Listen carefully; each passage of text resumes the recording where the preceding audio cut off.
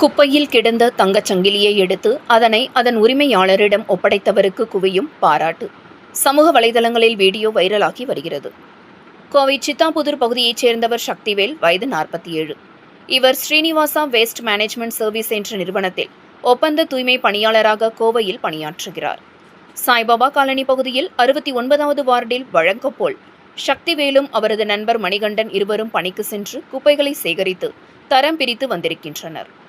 அப்பொழுது மூதாட்டி ஒருவர் குப்பைகளை ஒரு பையில் போட்டுக்கொண்டு வந்து சக்திவேலிடம் கொடுத்தார். அப்பொழுது அதனை பெற்றுக்கொண்டு தரம் பிரிக்க முற்பட்ட பொழுது அதில் பை ஒன்றில் தங்கச் சங்கிலி இருந்ததனை பார்த்தார். உடனே அந்த மூதாட்டியை அழைத்து அந்த தங்கச் சங்கிலியை உரிமையாளரிடம் ஒப்படைத்தார். 3.5 சவரன் மதிப்புள்ள அந்த தங்கச் சங்கிலி சுப காரியத்திற்காக வாங்கி வைத்துள்ளனர். இதனை தூய்மை பணியாளர் சக்திவேல் உரிமையாளரிடம் திருப்பி ஒப்படைத்த பொழுது மிகுந்த நன்றி உணர்வோடு அதனை பெற்றுக்கொண்டு நன்றி தெரிவித்திருக்கின்றனர். இதுகுறித்து தகவல் அறிந்த சக்திவேல் பணியாற்றி வரும் ஸ்ரீனிவாசா பெஸ்ட் மேனேஜ்மெண்ட் சர்வீஸ் நிறுவனத்தின் உயர் அதிகாரி வெங்கடேஷ், ஒப்பந்த பணியாளர் சக்திவேல் அவர்களை அழைத்து சால்வை அணிவித்து மரியாதை செய்வதோடு ரொக்கப்பரிசு வழங்கி பாராட்டி கௌரவித்தார். கோயம்புத்தூர் மாநகராட்சி ஆணையர் சிவகுரு பிரபாகரன் தூய்மை பணியாளர் சக்திவேல் அவர்களை அழைத்து பாராட்டி பரிசு வழங்கினார். தான் செய்யும் வேலைக்கு நிறுவனம் ஊதியம் தருவதாகவும் அடுத்தவர்கள் பொருட்களுக்கு நாம் ஆசைப்படுதல் கூடாது என்று சக்திவேல் தெரிவித்தார். பணியாற்றி வரும் நிறுவனத்தில் இருந்தும் கார்ப்பரேஷன் அதிகாரிகள் தரப்பிலும் தன்னை அழைத்து நேர்மைக்கு பாராட்டு தெரிவித்தது தனக்கு மன நிறைவை தருவதாக தெரிவித்தார். சார் வணக்கம், என் பேர் சக்திவேலுங்க சார். சீனிவாசா வேஸ்ட் மேனேஜ்மெண்ட்டில் வேலை செய்கிறேங்க சார். காலையில் வார்டு வந்து 69 வேலை செஞ்சுருக்கேன் சார். காலையில் வார்டு எப்போதும் குப்பையை வாங்கி தரம் பிரித்து வாங்கும்போது ஒரு வீட்டில் ஒரு அம்மா வந்து குப்பையை கொடுக்கும்போது அந்த குப்பையை தரம் ஆர்கானிக்கு பேப்பர் வச்சுட்டு பிரித்து கொடுக்கும்போது அதில் ஒரு தங்கம் ஒன்று கிடச்சிது. அந்த அம்மாக்கிட்ட கையோடு கூப்பிட்டு அந்த அம்மா கூப்பிட்டு, அம்மா இதாம்மா உங்கள் பொருள்னு சொல்லி இருந்தது. அந்த அம்மாட்ட கூப்பிட்டு அந்த அம்மா கையில் கூப்பிட்டு அந்த பொருளை கையில் கொடுத்துட்டேங்க. கொடுத்ததுக்கு அந்த அம்மா ரொம்ப நன்றின்னு சொன்னாங்க. அப்புறம் பரவாயில்லைங்கன்னு சொல்லி எங்கள் ஆஃபீஸர் கூப்பிட்டு, நல்லா வேலை செய்கிறீங்க, பரவாயில்ல இப்படியே நல்லா வேலை செய்யுங்கன்னு சொல்லி எனக்கு வேலை பொருளெல்லாம் கொடுத்தாங்க. சாரும் கூப்பிட்டு எல்லாமே பண்ணாருங்க. இப்போ நீங்கள் எந்த பகுதியில் வேலை செஞ்சுட்டு இருக்கும்போது யார் கொண்டு வந்து கொடுத்தாங்க, எப்படி நடந்துச்சு சார்? அழகேசன் ரோட்டில் நான் வேலை செஞ்சுருக்கேன் சார். அழகேசன் ரோட்டில் வேலை செஞ்சுட்டு இருக்கும்போது ஒரு அம்மா கொண்டு வந்து குப்பையை எப்போ மாதிரி குப்பையை வந்து கொடுத்தாங்க. நான் அந்த குப்பையை தரம் பிரித்து வாங்கும்போது அந்த கவருக்குள்ளே அந்த தங்க பொருள் கிடச்சிது.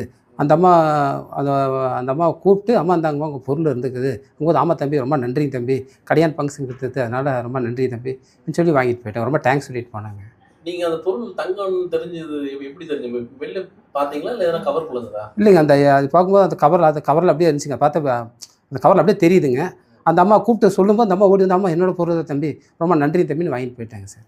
இப்போ அது எவ்வளோ ஒர்த் இருக்குது, எவ்வளோ அது தெரியலிங்க சார். அது தெரியலிங்க சார். இப்போ நீங்கள் தங்கத்தை பார்த்துட்டீங்க, அது வந்து ஒரு பெரிய தொகையாக இருந்திருக்கலாம். ஒரு செயின்னா ஒரு 4 பவுன் பக்கமாக இருந்திருக்கும், ஒரு 4-5 லட்சம் வந்திருக்கும். அது அது ஒரு பெரிய தொகையாச்சு. அது நீங்கள் எப்படி தரணும் முடிவு பண்ணீங்க? அது நல்லா சார், என் கம்பெனியே நல்லா சம்பளம் கொடுக்குறாங்க சார்.